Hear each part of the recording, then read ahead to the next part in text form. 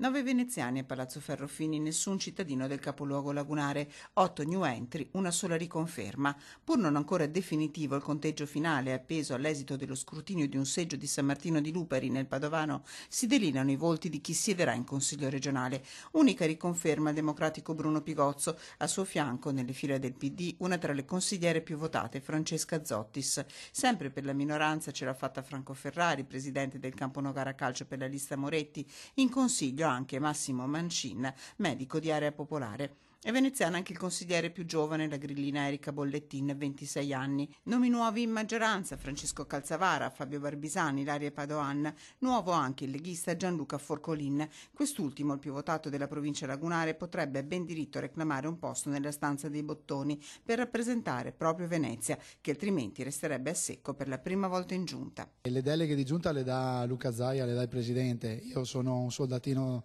a sua disposizione, ovviamente non posso che prendere atto di questa soddisfazione per il grande risultato in provincia di Venezia, però dopodiché sarà lui a capire se ha bisogno di me. Io sono a disposizione, Luca lo sa.